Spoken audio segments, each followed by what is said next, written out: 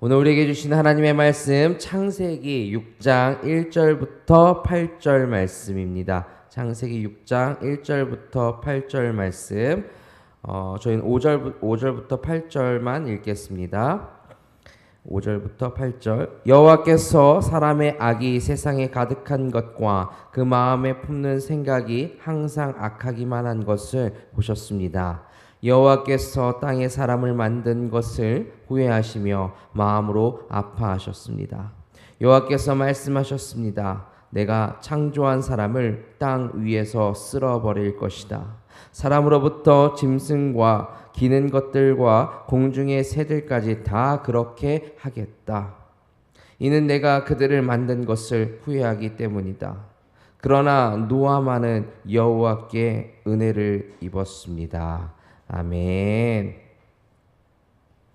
오늘은 창세기 강의 17번째 하나님의 마음이 아프셨습니다 라는 제목으로 말씀을 잠시 나누도록 하겠습니다. 모르는 사람이, 나랑 전혀 관계없는 사람이 잘못을 하거나 내게 실수를 하면 화가 납니다. 그런데 사랑하는 사람이, 내가 아끼는 사람이 잘못을 하면 화가 나기 전에 마음이 먼저 아픕니다. 자녀가 잘못된 길로 가고 있는데 아무렇지 않은 부모는 없습니다. 밤에 잠이 오지 않습니다. 오늘 본문을 우리는 보통 사람이 얼마나 타락했는가로 읽습니다. 맞습니다. 사람 타락한 부분을 본문에선 잘 기록을 하고 있는데 오늘 새벽에는 조금 다른 시선으로 다른 곳을 좀 보려고 합니다. 그 죄를, 사람의 죄를 바라보시는 하나님의 얼굴, 하나님의 마음을 오늘 좀 보려고 합니다. 창세기 6장에는 사람이 얼마나 악해졌는지가 나오기 그 전에 그것 때문에 하나님의 마음이 얼마나 아팠는가를 먼저 기록하고 있습니다. 참고로 오늘 본문 앞쪽에는 하나님의 아들들 네피림이라는 이런 이야기들이 나오는데 해석이 굉장히 많이 갈리는 좀 어려운 대목이라서 오늘은 그 논쟁을 지나서 5절부터 8절 말씀만 4절만 붙들도록 하겠습니다. 첫 번째, 오늘 본문이 우리에게 주시는 교훈 첫 번째는 뭐냐면 죄는 손보다 먼저 마음에 자리 잡는다는 겁니다. 자, 오늘 창세기 6장 5절 말씀을 보면 여호와께서 사람의 악이 세상에 가득한 것과 그 마음에 품는 생각이 항상 악하기만 한 것을 보셨다, 이렇게 기록하고 있습니다. 눈여겨볼 것은 뭐냐? 성경은 사람의 손을 먼저, 사람의 행동을 먼저 말하지 않는다는 겁니다. 마음을 말합니다. 마음에 품은 생각을 이야기합니다. 무엇을 했느냐 이전에 무엇을 생각하고 있는가를 봅니다. 죄는 손보다 먼저 마음의 자리를 잡습니다. 죄는 어느 날 갑자기 행동으로 튀어나오지 않습니다. 마음속에 오래오래 자라납니다. 생각이 되고 그게 내 바람이 되고 그리고 이 정도는 괜찮겠지가 되고 그러다가 행동이 됩니다. 그리고 결정적으로 정말 죄가 무서운 이유가 뭐냐면 처음에는 마음에 걸리던 것이 어느 순간 아무렇지 않게 된다는 겁니다. 처음에는 이래도 되나 그랬는데 어느덧 다들 이렇게 사는데, 그러니까 죄가 무서운 건 뭐냐면 죄로 느끼지 못하게 만들기 때문이에요. 이게 무서운 거예요. 마비시킵니다. 마음과 생각을 마비시켜서 무감각하게 만든다는 겁니다. 창세기 6장의 세상이 그랬습니다. 오늘 우리가 읽은 이 세상이 어떻게 여기까지 왔는지 성경은 이미 보여주었습니다. 아담은 하나님의 말씀을 어겼습니다. 그 아들 가인은 동생을 죽였습니다. 그리고 오늘 창세기 4장 끝부분에 보면은 가인의 후손 라멕이라는 사람이 이런 노래를 부릅니다. 어떤 노래를 부르냐면 나에게 상처 입힌 자를 내가 죽였다. 나를 상하게 한 젊은이를 내가 죽였다.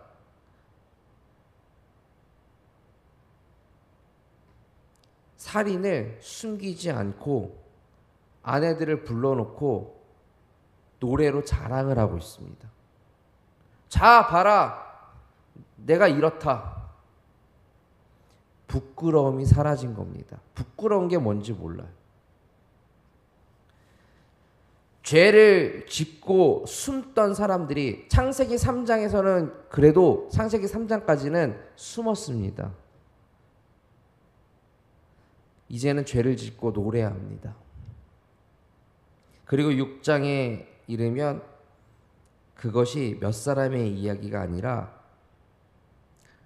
땅에 가득했다라고 기록하고 있습니다. 그러니까 악이 사건이 아니라 그들의 일상이 되어버린 겁니다. 우리의 모습을 봐야 됩니다. 어느덧 나도 모르게 죄가 일상이 되어버렸을 수 있습니다. 이게 죄였나 싶을 정도로. 하나님은 그 다음 절이 놀라운데 화내시기 전에 먼저 마음으로 아파하셨음을 우리가 볼 수가 있습니다. 자, 그 다음 절 창세기 6장 6절 말씀을 보겠습니다. 여호와께서 땅에 사람을 만든 것을 후회하시며 마음으로 아파하셨습니다. 여기가 오늘의 중심입니다. 우리는 하나님의 심판을 떠올릴 때, 생각할 때 화가 난 재판관을 많이 떠올립니다. 그런데 성경은 그렇게 말하지 않습니다. 심판을 말씀하시기 전에 하나님의 마음이 먼저 아파한 모습을 그리고 있습니다. 여기서 아파하셨다라는 단어, 아차브라는 단어는 속이 많이 상하고 애리고 마음이 저리다라는 뜻입니다. 그런데 이 단어를요, 우리가 이미 창세기에서 만난 적이 있는데 창세기 3장 죄가 들어왔을 때 하나님이 말씀하셨습니다.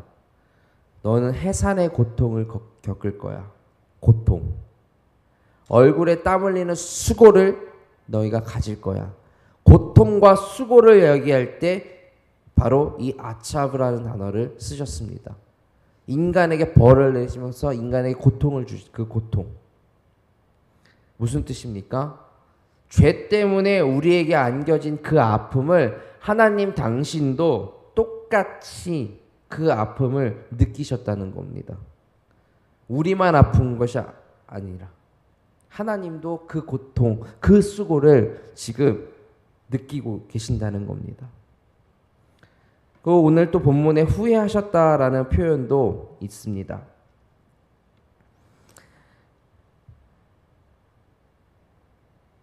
하나님이 실수하셨다는 뜻이 아닙니다. 하나님은 변덕스러운 분이 아니십니다.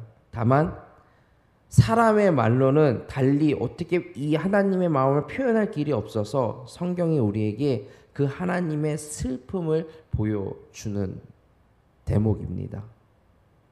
그러니까 여러분, 죄라는 것을 우리가 다시 한번 봤으면 좋겠습니다. 죄가 무엇이냐?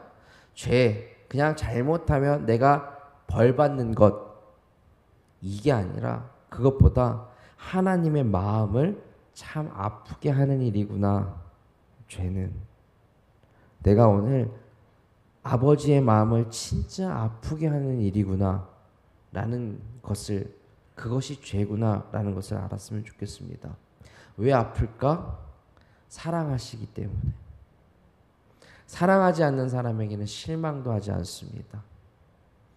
마음을 주지 않는 사이에는 아플 일도 없습니다. 하나님의 심판은 사랑이 식어서 오는 것이 아닙니다. 사랑하시기에 가볍게 넘기실 수 없어서 오는 것입니다. 나중에 교리 부분에 유기라는 단어가 있는데 하나님 유기, 사랑하지, 그러니까 진짜 유기견 하는 거 아시죠? 나중에 그 부분은 또 한번 다뤄보도록 하겠습니다. 오늘은 그 부분은 넘기고 자 3절에 아니라 세 번째 한번 보도록 하겠습니다. 6장 7절 말씀을 보면 여호와께서 말씀하셨습니다. 내가 창조한 사람을 땅 위에서 쓸어버릴 것이다. 7절까지 읽으면 이제 여기까지 읽으면 이제 다 끝났다. 큰일 났다. 하나님이 다 쓸어버리신다라고 말씀을 하시니까 이제 염려가 되는데 그러나라는 이 단어 뒤에 아주 놀라운 문장이 나옵니다. 그러나 노아만은 여호와께 은혜를 입었습니다. 이 그러나가 저는 참 좋습니다. 사람의 악이 가득했습니다. 하나님의 마음이 아프셨습니다. 심판이 선포됐습니다. 그러나 하나님께로부터 오는 은혜가 있었다. 그런데 여러분 여기에 놀라운 사실이 하나 있습니다. 8절 이 은혜라는 단어가 헨이라는 단어인데 이 단어가 성경 전체에서 처음 등장하는 단어예요. 은혜라는 단어가. 우리가 은혜 지금은 얘기를 많이 하잖아요. 근데 이 은혜라는 단어가 성경 전체를 들어 처음 나오는 곳이 바로 이 창세기 6장 8절 말씀이에요. 생각해 보십시오. 성경이 은혜라는 말을 처음 꺼내는 이 자리가 어디입니까? 세상이 가장 아름다웠던 에덴이 아닙니다. 시내산도 아닙니다. 세상이 가장 어두워진 자리. 악이 가득한 그 자리. 세상이 가장 어두워진 자리에서 성경은 처음으로 은혜를 말합니다. 정말 놀랐습니다. 그리고 순서를 보십시오. 노아가 의로웠다는 말은 8절이 아니라 9절에 나옵니다. 노아는 의로운 사람으로 당대의 완전한 사람이었으며 하나님과 동행하는 사람이었다라고 이야기를 하는데 그 절 바로 전 구절에서 여호와께 은혜를 입은 노아의 모습을 먼저 나타내고 있습니다. 은혜가 먼저입니다.